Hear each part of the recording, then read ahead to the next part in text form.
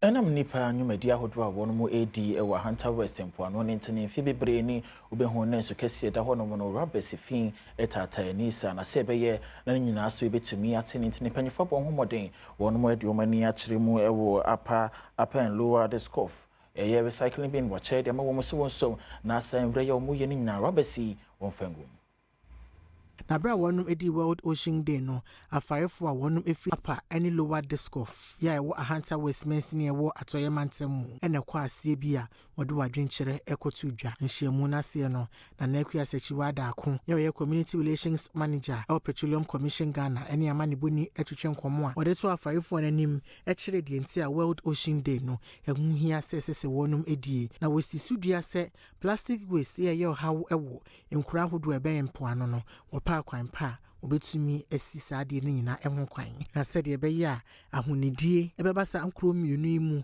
na plastic waste so wahunu akwan pa obetumi eto asie nti maami ejina adwumaku ahodo a wonum edi se adwuma ya na mu ede recycling bins enan ye dade de e man nkro mienu no obetida de adwuma ya hie ya partner other agencies ya church on the percent goods how that 1 year in the marine space and now blue economy no abati na ya enhance blue economy with the information ya church no ye we so na all the plastic recovery receptacle ya zama no ya dipiri ma oye phone nti ya fashion ma apa disco there's two see ajamalu wa disco ya fashion one ya in there. Oh yeah, Roberts. I have plastics in the body, plastic waste. Yeah, so they both Adom. No, all your partnership, on your leadership of the community. Now, about fact of the recycling plants. Vera Love Stevens, a assembly member, will lower the score. Medina Sieno, and also adding in some etudra. Oh, I has the sanitation. How could baby, if you say, oh, never discover on a day, you could be a for a nation. What's we could do ha na abrin na necessary plastics na the minty. Oh my, it's in the same. I had it so. On sit a meza, and can feed your corner or have a papa. And I'm dying like a solid enough as an airport plastics. I don't know. Sunday, single power ha on the phone. As an ash share, you see, I want crema, higher plastics in others. Plastics doors to Uncle Sankas. I used to share Roberts now. Bottles na azam on ma mesi others will come na ekuno oya combination aka ya ho abom na yes the medjuma na dam on mesi no position Intino said a recycling bin in Pennyfo Ajemu at Yama wa Hunter West some momodin ya wonsom na efin won mo emfa emboa boni nyina ano no kopie mu e wo Sunyane West municipality so a won mo emra hyebedwani obona homodin wagya e hyen mu e de ama posifo so wo sonsom na won fa mbon sere ntwakro no mu nyina nhia na emboa krono na bonefosem esonte Sign said the chronobo, Haman Homene so ewo Sunyane insu atere kwanti mpo no so ene empotemu ahodo bia etwa hono mu ahia ya ede hawo ababeja akwantufo ene ahyenkafo a odi akoniamba ewo saa kwan no so anadwenti ana ama Sunyane West emrahye akwakoye wono mo saa doye maame ne kasa yemu no wode tudwa se enchekura wode akade afoforo ebeboa amotumi abo ban yie ewo empotemu hono mo no ebekwa kodoma police fo no se de ebeya ebeboa ma ban bomu nsem akonkan Millicent yebo amankwa Sunyane West emrahye wani amanibuni etwetwe nkomo asade we tambia esia entu Sunyane West fo Sunyane West ni bia ni wa ne ho aka wasase mu na kwantufo a befri Sunyane ekobrekum eni nkuro na eto aso no enti in fact samete wa medame na enti na ewose eni police ebedi nkuta ho ade a emmoa police a emaba hoode ni conform ene se omu ni akade a ebetimi te se car ana moto ebetimi aboa miso Sunyane West eso kira wo ne kwan nsuate wo ne kwan dumasua ene odumase bia wo ne kwan nti na wo se de se aban ni nya enya ahoden a sempo de metimu mpo a wo se me de ba ma asundue timi ba na meda me so mada na timamufo so ho a atom enti de ebesre ni so obi otete sa mantamu yi asa nneoma ikon ma wani na ho na hwe ho so yie na obi obehu bibia enya ade a ewo ho dada no ye moya mane ye ni police ene regional minister kasaye no regional minister ni police ebo ya no ba se bebe bawia aba ho na abasan de car ne so apatruo ho DCOP Yawo Tetega eye Bono Mantemu Police Commander ono ene ogina police fo ya na mu eje saa nneɛma yi a mmarahyɛbadwani edebɛyɛ wɔnom adoyɛ no na wɔkyerɛ mu sɛ ahyɛn no ɛbɛboa wɔnom adwuma a wɔyɛ ɛwɔ mantemu hɔnom wɔde atomanfo nyinaa anim sɛ also the drug menace within the area. Even those who are smoking or using the drug, they know that it's illegal. We are cautioning them, we are giving them a caution that they should desist or they find themselves at the wrong place of the law. Mankrado, yo Wakukere Divisional Council, Nana Kofi, Beche, Wadinkra, my name is Nikrachi, yo Boasi is so Momodinia, Mesnikracha, Wetramoko, Numedibi or Shas, and so went to me, no, or his bit me winning in Akra Sacran on Wakasanadi, Washasi. Na Kofi Beche, Akokere Divisional Council, Hene, when an animal himful. Eyenhyiamu ewa akokari ahemfie ene one amane boni twetwe nkomo a wode to oboase East Mensini Crash no animu se mpomtudwuma abandada no ehya ase ewo Mensini nim hono no wonhwe no wonwie ni nyina ema kromafo se de ebeye ebeboa ama ekuro no etumpon ya be best row say obeboa ya na area do aba east for no aba ebo na improve aba ya na you bi wo ye ho say aba bi ono hye bi ase a for about that's all that was simply because if we are needing Africa or another income. The so you may be our banner shall see be away with the about the other trust. Okasa Sadi and Sia, yes, I a Sesika. Like I said, created my contract. Contract, you crowd agency carry. Obanes one Ramananya, Ayeka. Who know that's for us about. I see no affair or some contract for us on the charge. Mestre.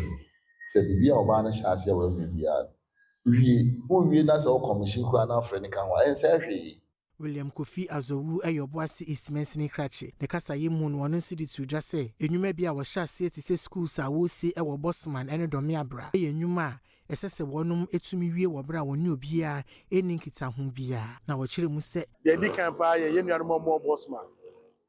Bossman for a crony.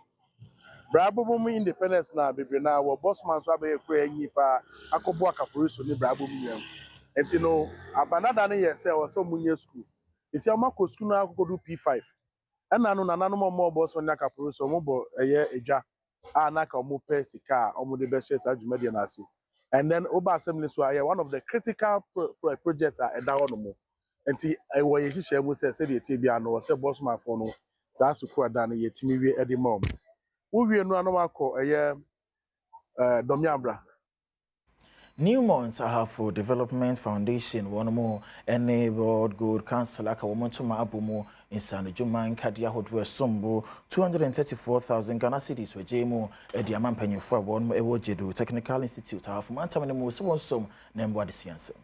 Newmont Ahafo Development Foundation and a World Gold Council. Aka wonwa bumu at the practical equipments. Ya ne buonu edru Ghana sika no empemo ha mienu ene aduasanan akwa komaje du Technical Institute a ewa Ahafo Mantemu se de be beboa adesua mu nsem. Director for Social Performance ewo Newmont Africa Joseph Danso ene amane boni enkomotwetwe mu no wadi to just say onom ede 15 gas cylinders, gas stoves eduno, burners akese mienu, industrial sewing machines eduno nson.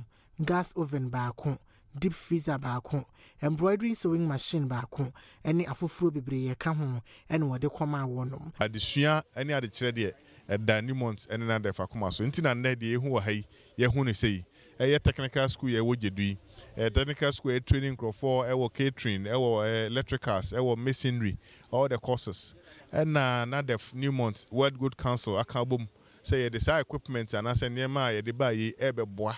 Na multimedia ya practicals nti ene ye hu niema hodo bebre o keka niema ye che ne neboma ne kai be 230,000 Ghana cedis ana ye de toss aniema yi oven eka ho electrical stove eka ho sewing machines, industrial sewing machines eka ho knitting machines ene block making machines niema ebe boa ma desuan for no so atimi asuan yi. Vice Principal Awodaji du Technical Institute ano Swali Abubakar ene amani boni samia sare nkoma twetwe mu no wada adwumakuo mienu ya ababe wono madoye yase. Sad donation we no aba at the right time to equip our fashion department Ohwe your fashion department, ye mpanyimfo na wura inside in the exhibition room. Ama oma be hu nioma a yetimi ye no wɔ ha. Ye pam nioma bebree. And catering department, and so we want to start something like an IGF with a production unit. And nioma ya abai ebeboa yen ama yetimi aye production. Na enkra na ye kyerɛ o ma de no. Obewie school on kotena fie. De omode abai ye de kyerɛ no adwuma no. Na wahu adwuma no ye so that owie na okofie a obeto so na de abɔ ne bra. And the last part of it block making machine. But I make this request and say we want to also do an IGF. In Panyufo, one more ever catcher was certain she go more a shame was saying Chakra obey me Jumedibia by natural for your honor what day above one more abaso. Na sebe nabaso Bujumedian and bit me I come a navy in internal World Vision in Panyufo upon whom or then Katia would be a beboa and my Jumedian Ayakabeshe what the man Panyufo so. Enyama World Vision Ketekrache cluster edeko boa Teachers Awards are Wobeye ewo Krachi West ewo Timantem mono. Ebine Nasco 32-inch televisions and so refrigerators, gas cylinders, standing fans, any solar system. Augustine Nyaba Ketekrachi World Vision cluster no one manager. Ochiremu se edwuma sonko a akyekyerefoɔ edeboa de kyerɛ ene adesuamu nsɛm no na ehu hia sɛ sabasobode dwumadie wɔnom so ekɔta ye kyerɛ bi enu nti ene wɔde saa nneɛma yi ekɔ akɔboa. One of the main objectives of this project is to ensure that or increase the number of children who can read in the district. And I think this is not far-fetched from our partners, Ghana Education Service, as one of their objectives in being this particular municipality. To help the child read, then the teacher is the center of everything. He is a catalyst. He is with the children, and then he provides the teaching. So I was so happy when I heard Krachi West GES is to organize their maiden Teacher Excellence Award. Prosper Ado Krachi West Mensini Krachi akyerɛ die nti a ɛho hia sɛ wɔboa adesua ho nsɛm ne senti wɔbɔ World Vision for Ambaso. The teacher myself over the years near prayer ni say ye best teachers award ewa your municipality since 2007 e been see that young awarded teachers were your municipality nti say this year nyame aye adom na ya nya boafo this World Vision na oma bɔ mmɔden de saa nneɛma we de amaya assembly yeso ye de na ye wɔ no ye de bɛka ho na ya srɛ sɛ akyerɛkyerɛfoɔ na nyame bɛyɛ adom a wɔn bɛnya saa akadeɛ yi no wɔn nso wɔn ma wɔn homene so na wɔn nkae hu sɛ adwuma na wɔn yɛ no yɛ ani so. Afe mayafe ye ni enkyere mu ewo Jubilee House yamane boni obama ne edi free hono mo waye krado wabobo ni nyina no nneema hodo aga na mampanyi John Mahama oyeye no wode som say presidential files.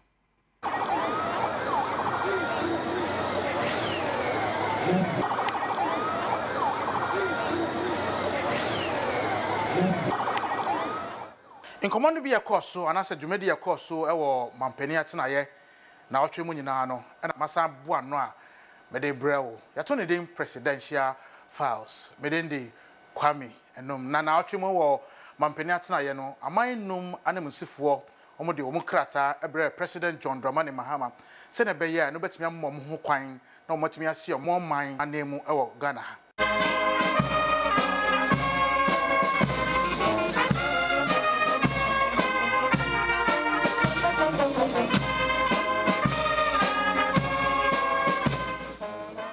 Ambassador of Free Republic of Vietnam and ode kan oshia President John Dramani Mahama na nkomo bi course wo hono ebinie.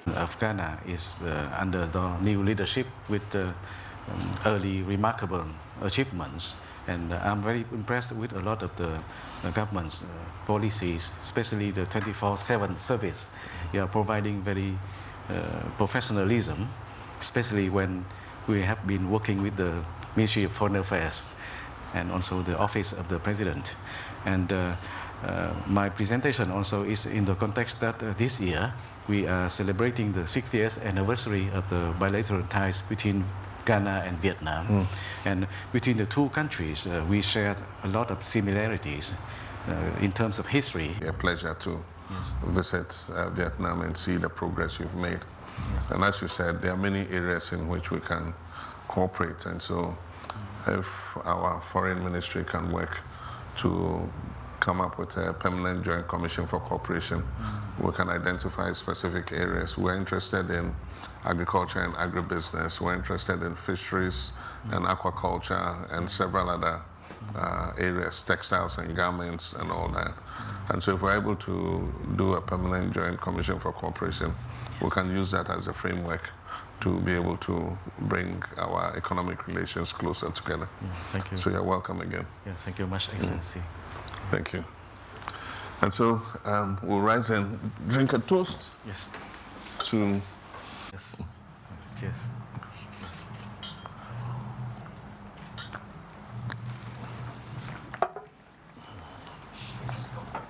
Onufri Hono, Ambassador Ofri Greece, and also the Krata, Ebetre, President John Dramani Mahama.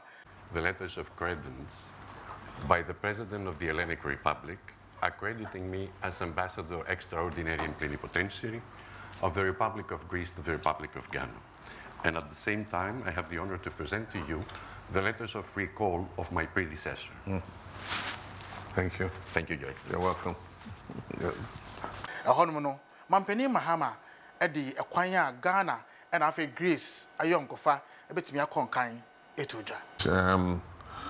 We also had a partnership with one of our thermal plants, Ameri, which for many years was run by a Greek company. They were the operators. And that is one of the examples of the areas in which our cooperation can continue in the power sector, in green transition, in renewable energy.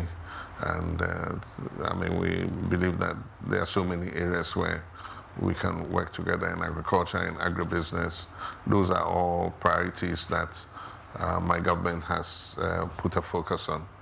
And so we'd like to see probably an investment conference where we bring Greek and Ghanaian businessmen together to all interested parties look at what opportunities. We have know-how to offer, so yes, we're here for that. Wonderful. Ambassador of Jamaica, and also Odin Krata, President John Dramani Mahama.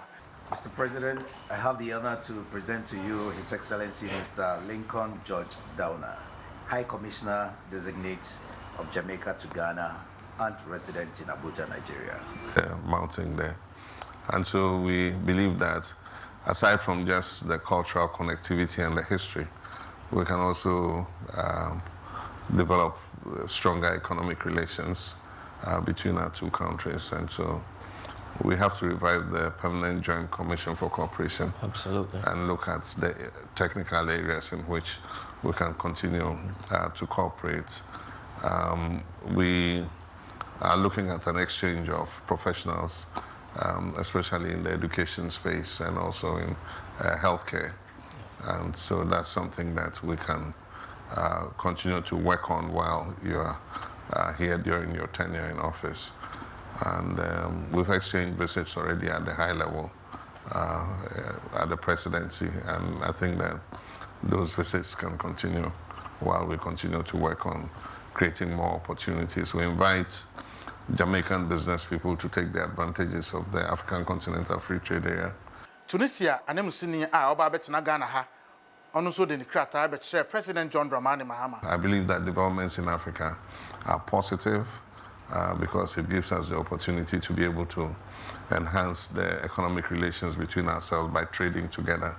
We're happy that our governments have all signed on to the protocol of the African Continental Free Trade Area, and that allows us to exchange goods duty-free, tariff-free between our countries. But at the same time, I think we must go beyond and also welcome investments from each other's countries. Ghana has a lot of opportunity in mining, in the power sector, in agriculture, agribusiness, and so many other segments. And so Tunisian businessmen that are willing to come and invest in Ghana are very warmly welcome. Your chat to Okrano, Burundi anemusini ono so e de ne krata e be kire President John Dramani Mahama say na be ya obetumi asi ne man na anem e wo Ghana ha. That we have, I noticed that Burundi is endowed with copper, cobalt, gold, just like Ghana is. We have lithium, bauxite, gold, and I believe that the time has come for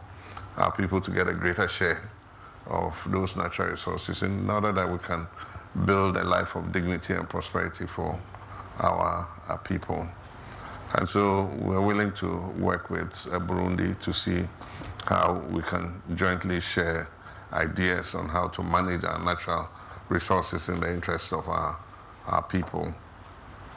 Ghana and Burundi hold common positions in the African Union, and it is my hope that we'll continue to work together to strengthen the African Union and be able to create a union that we all can be proud of as being the mother union of the African continent. I, in the name of the Almighty God, swear that I will at all times. Sabda dana no mampenin John Dramani Mahama epa Police Council hu entuma sabejoko no Vice President Professor Nana Jeno Poku Ejiman onu no beda omano. I pledge to lead this council with transparency, inclusivity, and a deep respect for the rule of law.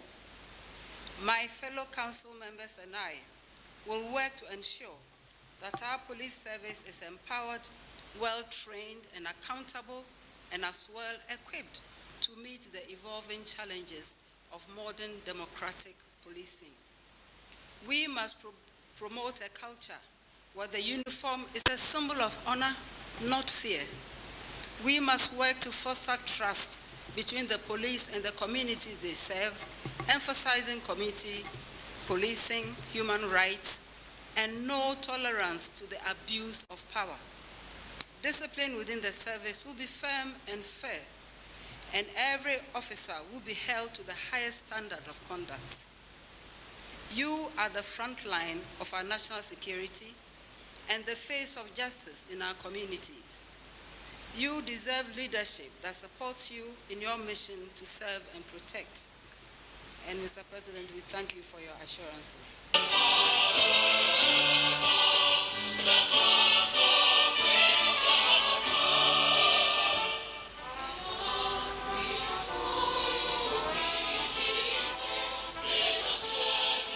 Mpenifo moda Ghana National Association of Teachers yetweneti ase nata no ebesra mampenin John Dramani Mahama. We are partners in education, and I want to thank NAT for everything it's doing. It's one of the biggest stakeholders in the education sector, one of the biggest teacher union, indeed the father of all teacher unions, because growing up I knew NAT. It was later that other spin-off unions began to come. So NAT is the grandfather of all teacher unions, and I'm happy that you are the first that I'm meeting since we moved into this office. We know that a happy, well-motivated teacher leads to positive outcomes, learning outcomes for our children. And so a happy teacher is a happy child or a happy student. And so we'll continue to work closely with you to make sure that we're able to improve the conditions of service of teachers so that teachers are treated with respect, and everybody knows that our teachers are the ones who create the foundation that makes us who we become in future. The trend everywhere in the world is to give communities a say in how their schools are run. And that's why I felt very scandalized when PTAs were virtually shoved aside and not allowed to be a part of the running of our schools, especially at the secondary level. And so I believe that PTA participation must be fully restored.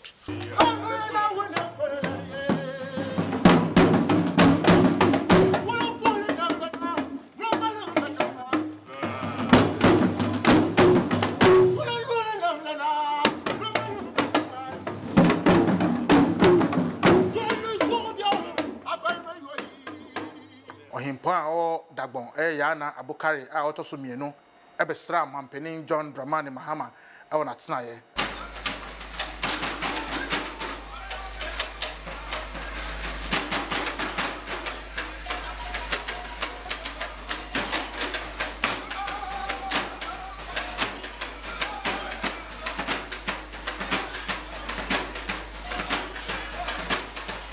Commitment to the health sector is equally strong.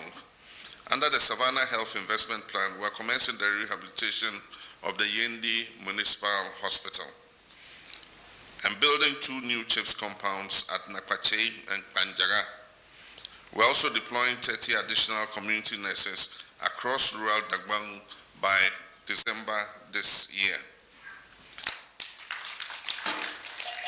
This is linked to our program policy framework called Mahama Cares, which guarantees access to basic health care for every Ghanaian, irrespective of location or income.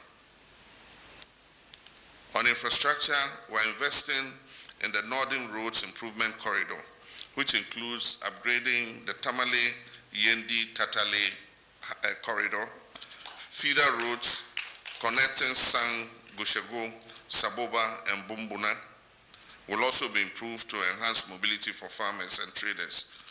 We also, under the big push, are going to complete the remaining segments of the Eastern Corridor Road project. 3 areas will receive particular attention, from Otidamanko to Nkwanta, and from Nkwanta to Dodipepeso, and also from Nakpanduri to Kulungungu. Republic of Ghana, His Excellency John Dramani Mahama. Please keep standing. The first gentleman is with us. Mampani we nkranjumedie nyina no e na odi nani e kire North East Mantemu. E honom no aye thank you to say okwakoda nananom ne wo mo ti ho no kwakoda o ma se 2024 abato no o motimi tu abama no. I've returned to this noble and land of resilience and promise not only as President of the Republic of Ghana, but as one of your grateful sons to say thank you for the support you gave me in the last election. Thank you for the confidence, thank you for the votes, thank you for the faith you had in me, and thank you for the partnership that has brought us this far. This visit is a gesture of appreciation, but it's also a reaffirmation of our government's commitment to developing and transforming the Northeast region, which holds immense potential for our country's future. We accept your mandate with humility and a fierce determination to ensure that your dreams are fulfilled and not deferred. We're building a country where no one will be left behind, and where every talent from every region will be given the space to thrive. Let me begin with the cornerstone of our national vision, and that is peace and security. Without peace and security, there can be no progress. We acknowledge and applaud the efforts of the Regional Security Council, our traditional leaders, opinion leaders, religious bodies, and community groups for sustaining peace and social cohesion in the Northeast region. Nimemi da so no, Mampanin John Dramani Mahama edi ne kire Savannah Mantemu honom no. Okosa kwakoda nananom ni ommanfo asese 2024 abato no omuta omuchi omuto abama no honom hihia ode ato akwemu se obesiesie sa Mantemu no so ode to dwan. Access to clean water is not a luxury, it is a basic right. The Damango water supply system, which has been delayed for far too long, will come on stream. We have all the designs ready and have been offered funding by the European Union to execute the project. I'm aware of the deterioration of the road along the Sola section from Damango to Sola, and the contractor will soon be on that road to repair that section. Regional development investment plans will be drawn up for all the 6 newly created regions, including the Savannah region. These plans are to allow the new regions to catch up with the older regions. The plans will align our local priorities with national budget allocations, from feeder roads to irrigation, from healthcare to digital infrastructure. The commitment is reflected not only in policy but also in practice through the caliber of the number of sons and daughters of the Savannah region who have been appointed to serve in my administration.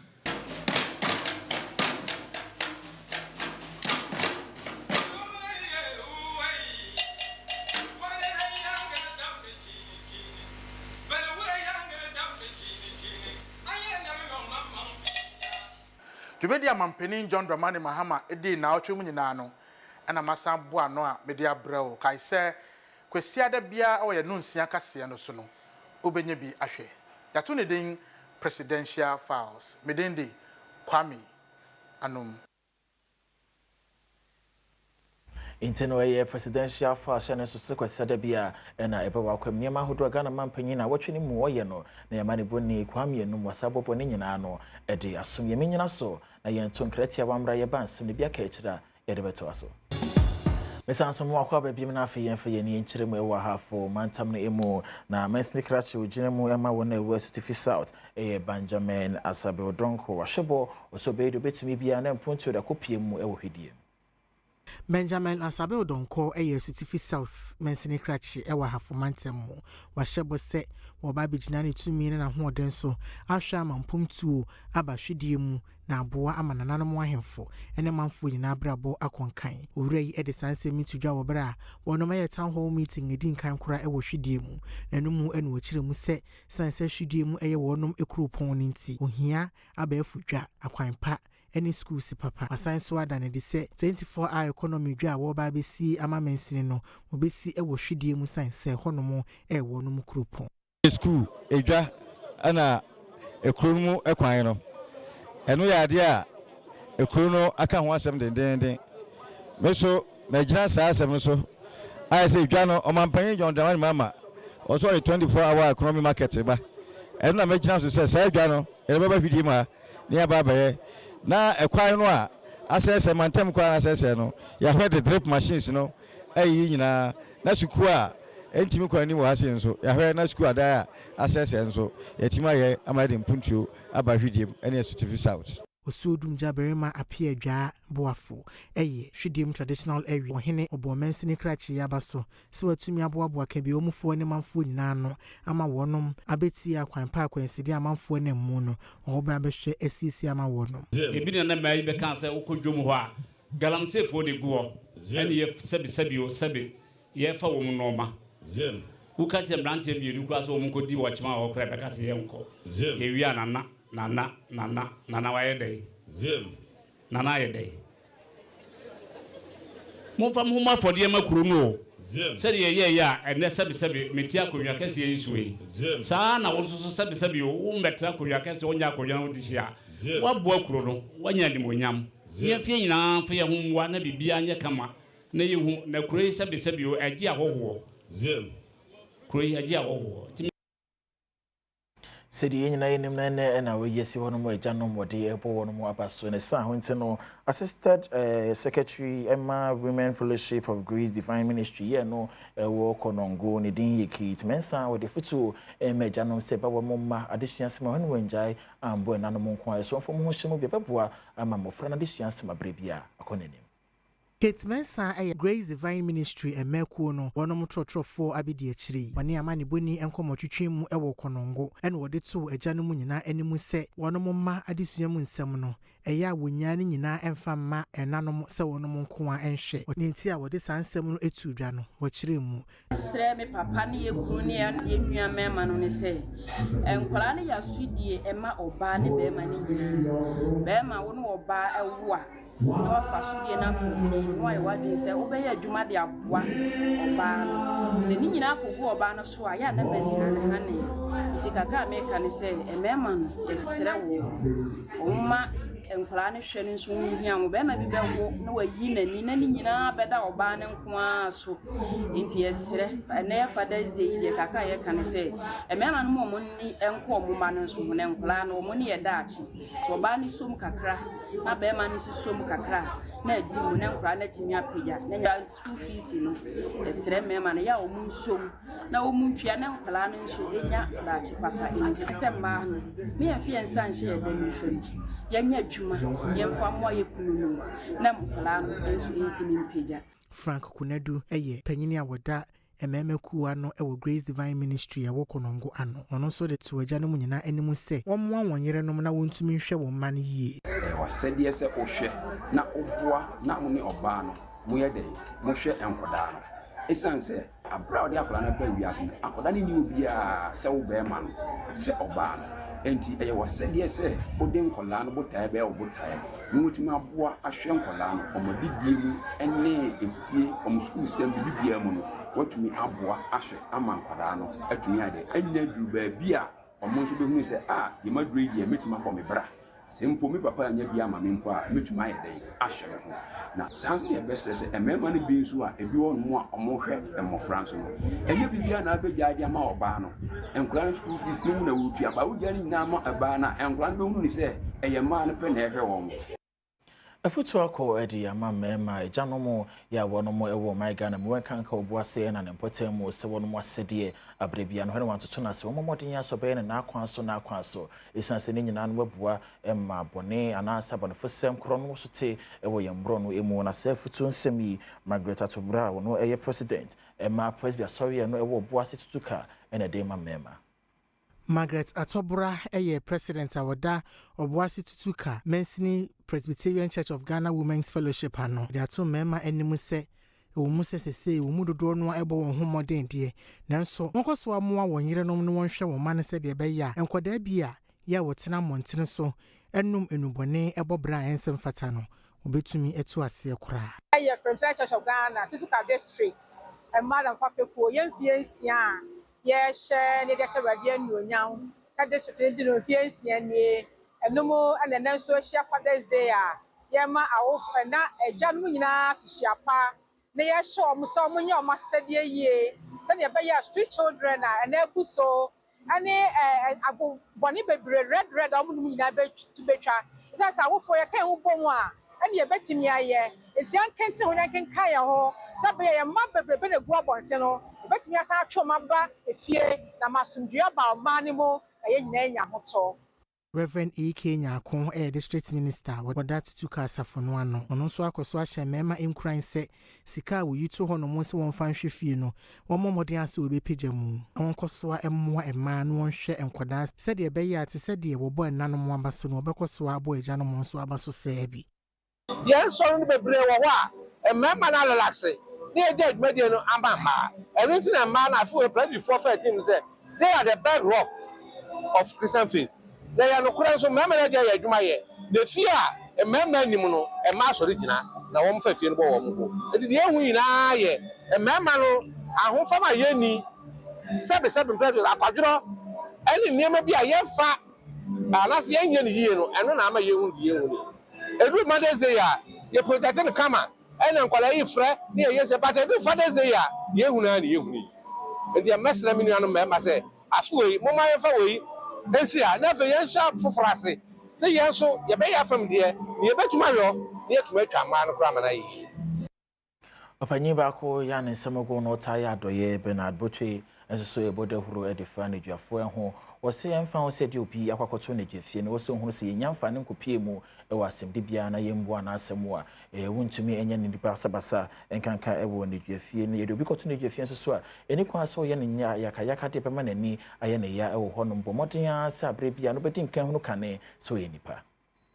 Botwe obi a ne nsem obi no waya adoye no wode atudwa se ehun hia pase ne duafo a wonom eden ne duafie no wohwe wonom yie pa sanse ebinum wo ho a ya na wonom enya mfumso obi a nanso san bi nti na wonom akwakopie mu ewo ne duafie ebra wo ko achemoda police cells ye wo Brim Central Mensini ewo epoyemantam mu edi enuane ene niama afoforo bi ekoma ne duafo na wo sanse ye nsiesie adwuma ewo police station honomono and what this ansemi etudwa ebedo trade ampon ya wase na yada odama nyina ase ene adofo nso mo begya me ene ma wodai meda obi bia ase botai me disi meni so se wo hwe chirosem ni mu a yankopon se me koda fi ase ma meheme me koda ya lesabia ma meheme ana mbuza se rabbi no se wa nya ma unia no na wanya amame nso yehwa awoda obedu bonze obi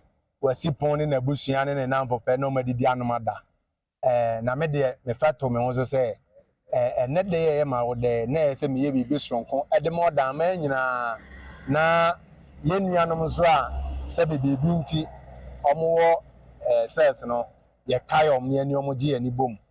Inspector Frank Labi, a officer in charge of Wachimoda District Police Station, or the Wure Yase. So about one more sad, no, or the Atoma for any muse, one tie any idea for one police for a kukumu adway. Mejira omanem adanas. MC aye be brave, inside hono. By with Yamiana, be china omanem waha, at the ada minuanasi. Na makase, at least once I omo had my enuminate yanidi. Anytime be a becana kuma say, or peso kayomono, or ba aquenya ewoho, at the man, yabe man is our quino. And waiting make us a sabi, yenshe ubi, and yes, a chinchina will be mbe ayedi because every omotiano gidi dada. Nemo say kawakuma, now or now ba, yensu quine, yabe man yaudi ba ye and he say, embra quine said yetiano, yadu be phone pepe, na yadia moment yanidi. Yen sequin, say Obia say, O Bibisa Oba, Yabajina War too. Adishia ya one more K2 South Municipality from Antaminimo and one more at the Delpa A sans one penny for Bamania was saying Chakurano Blekuso Sea Defense Project. The Tosum no be share who you may dinner assay.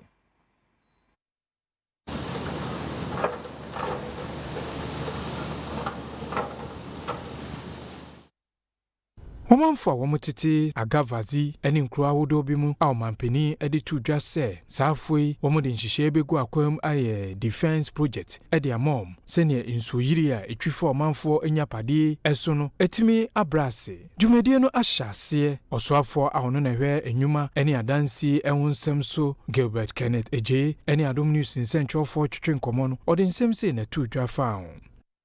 Ladies and gentlemen, the critical benefits of the project once again include halting coastal erosion, enhancing fishing activities, protecting lives and property, boosting local tourism, creating jobs and supporting economic growth, improving sanitation, protecting the environment, among others.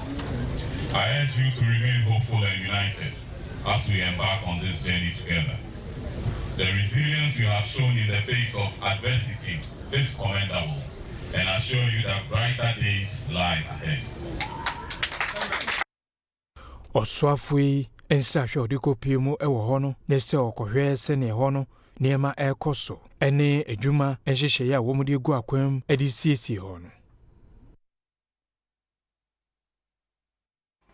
Patrick Owusu Managing Director Emma Adom Cocoa Buying Company. Odin krema ne Ghana buying was kwiadwuma ye wo my Ghana mo no wonfa hye bi embre bebetumi ama no aya kono pa ye ni nyina na beboa ama mabu no watwe won ho afi galamsey. Abra Adom Cocoa Buying Company Asia Kwiafo efa womu kwiayo no Managing Director Majumaku no Patrick Owusu edito aban nanim se wonhwe se obema koko kwiayo womanfo ani agyehu sene womu ebejai eye kwan boni a womu efa so etu egudie eye galamsey no aban akọ obia aba okan dendenden se me ko galamsey na galamsey ya ye kun enye sebi emuwa ne ye ne womoko eye nipa a womu ye Ghanafo a sebi mpredu yasan bebre na nso ya mabu na yenya adumaye enu nti me de mesrese saban pese oku galamsey no oku ne yi a de edi kan o makua adwuma enya kono sebi koko sedi akoduru world market yi enye ye niema ne yenhyehyeye bi a emma sebi Ghana ye se ye forward sales a enke se nei kuani bia wanya kura no ke bia be se 4,000 and 5,000 cedis per bag. It is enka koko bag 5,000 a ka emabunu ya etu ensase ese nsuo ese ye nkwaye ka bebre no mo nyesa. Board Chairman Emma Adom Cocoa Buying Company Reverend Thomas Opon enso di tudwa se eye womu adwumako no ebotae se womu beboa koko kwiafo ama womu asitenemu aye kama ye beboa ama womu ma de ontimi fa ne bank school no ye wo fans bi wo ha ye betimi de amano akọ eduru ma bi so a ye san wo akwiafo incentive a ye betimi de ama wo mu ukoko no se untimi no ho a ye betimi ado Yemuso a yebema waduro afibia ma wodi egu kokos no fertilizer ye ne etimi ko pre fertilizer ne ya becha ma yakuafo enti adom de ebeye ekua eda soronko ebise ye ne aye wo yakuafo dada ye tokoko no ye den efiri omo afema yafi ya ni enkyeremu ewo bi ema yeso na enam se nipakum ama ne moso ewo Benue State na ho bambo nsem so ato ape ewo honom na ntene mabu na ewo honom na kwasie ekom ho bo muti wo ho ntene so ayo ye kyere e de ati ade ekoso no Enfa ho se bambo adwumayefo ekogu makedi ye Benue State kropon no emabu ne ebotwi ekọ urakum awia honom a wonom ekoyo ye kyere eti a enipakunkum a ekoso wonom ekrum honom onom anu woyo ye kyere na wonom ehyentade tuntum ya no okuekura placards a watwotwo nsem ahodo bebre ewo so wonom esan esisi kwan se de beya ahyen nko na ma ya ne nyina no wasem a wodi tudwa ne se nipa bonefo sam ya ekoso ekrum honom no eni mogahwie gu na ebraso se tuotwa nti ama wonom eyo ye kyere nyina egina se de okunkum nipa ewo goma apa eni states afoforo bi a eka ho Ghana de shebe shane so Adom kase ebo amane ye kyeremu ese South Africa man nemu nsu bi eto ye nam so emran so yiri bi ekọ so man nemu nipa dodo na energy won mo nkwa edifri mo se man nemu dodo na so de nsu no wetwekọ ene won mema mpanyi se o mafoza okopie mu hono mu a won wakasa de nani edi ho adanse na watwi ne yebo amane se sukesie bi ayiri ewo South Africa man nemu ama sese ya ba beto dwa se enipa edoson woche ena wonom ahwere wonom nkwa enam so ama South Africa man panyini Cyril Ramaphosa akọ ebia asa su yiri esie akwa akohwe ne a esie potiema asa rehusemi esie na wokọ honom no wone empanyinfo a wonom eda National Disaster Management Center nano ekodi nkita ho panyini a woda province government nano echere mu se rescue effort anu wonom eye no edum pempenso bi na wontumi entoa so esanse mfidie eni akade a na wohia ye beboa mu watumi eyi manfo no enyade se wonom ewo bie amenyina so na kase amede sum ye mi fani nyina no wensi mo aboafo adwumayefo nyame enhyira mo pipa medin edi okatechi eje sikapa ansa na mekra mo na ejafo no mo nyina ye mo bibiara happy Father's Day makramo